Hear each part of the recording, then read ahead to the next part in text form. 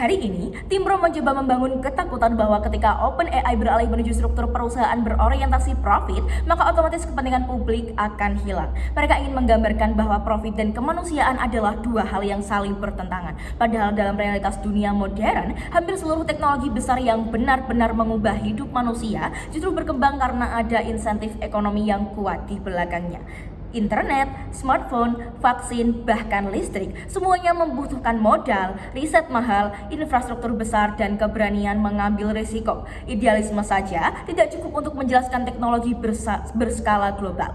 Dan justru di dunia AI, biaya pengembangan itu luar biasa besarnya. Server membutuhkan listrik masif, chip AI sangatlah mahal, peneliti terbaik harus dibayar tinggi, serta keamanan sistem yang harus terus diperbarui. Maka pertanyaannya sederhana, apakah kita ingin AI berkembang secara realistis dan berkelanjutan atau hanya menjadi proyek idealisme yang akhirnya kalah oleh kompetitor lain?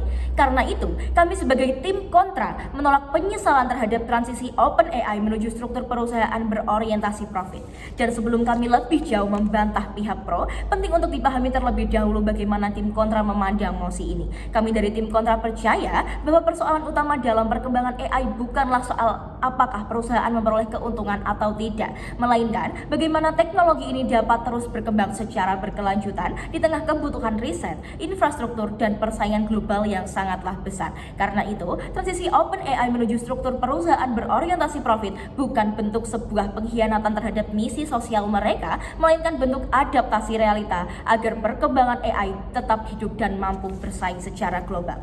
Tim Pro mengatakan bahwa ketika investor masuk, maka investor akan mendominasi keputusan dan mengorbankan kepentingan sosial. Masalahnya, asumsi ini terlalu menyederhanakan realitas yang ada, karena dalam struktur PBC atau Public Benefit Corporation, perusahaan tetap memiliki kewajiban hukum untuk mempertimbangkan kepentingan publik, bukan sekedar keuntungan pemegang saham.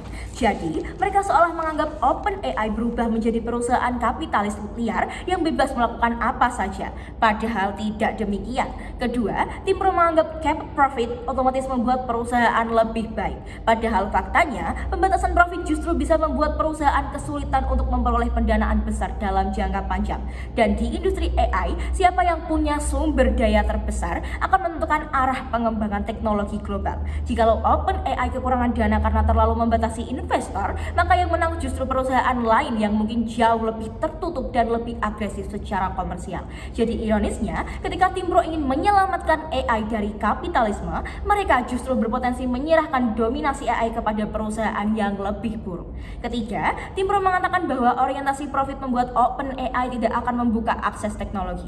Padahal justru karena memiliki sumber daya yang besar, OpenAI mampu menyediakan layanan AI yang dipakai jutaan orang secara murah, bahkan gratis. ChatGPT hari ini digunakan oleh pelajar, guru, UMKM, programmer, bahkan masyarakat umum dari seluruh mancanegara. Jika mereka benar-benar hanya mengejar keuntungan semata, mereka bisa saja membuat seluruh layanan premium dan tertutup total sejak awal.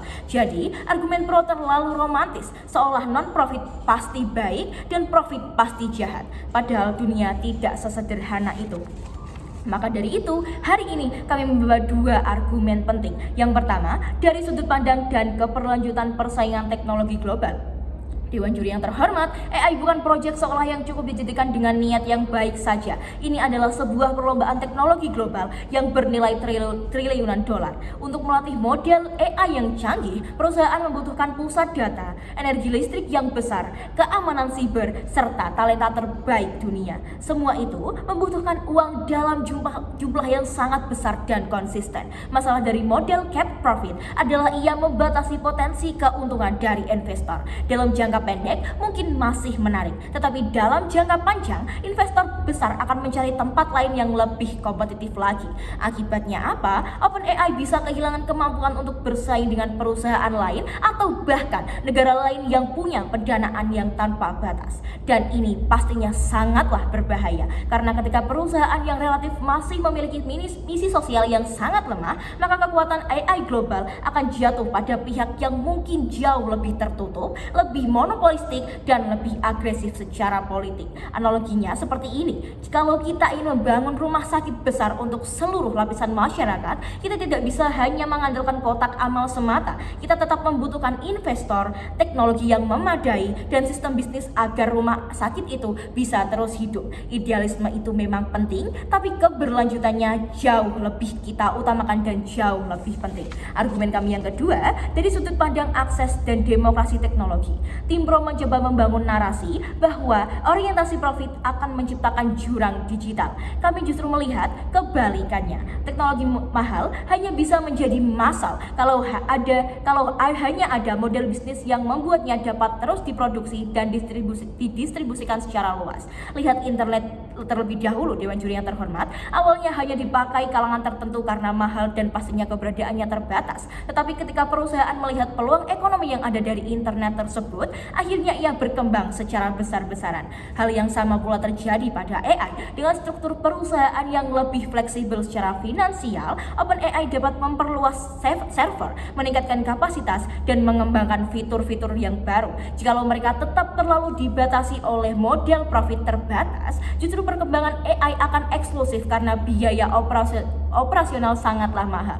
Jadi masalah utama akses teknologi bukanlah adanya profit, melainkan kurangnya kapasitas dan distribusi. Dan distribusi besar membutuhkan modal yang besar pula. Dewan Juri yang terhormat, tim pro terlalu fokus pada ketakutan terhadap profit, tetapi lupa bahwa teknologi besar tidak bisa hidup hanya dengan niat yang baik semata. Karena itu, daripada menyesali transisi OpenAI menuju struktur perusahaan yang berorientasi profit, kita justru harus memastikan bahwa profit dan kepentingan publik berjalan bersamaan secara realistis. Oleh karena itu, kami dari tim kontra dengan bangga menolak mosi ini. Terima kasih.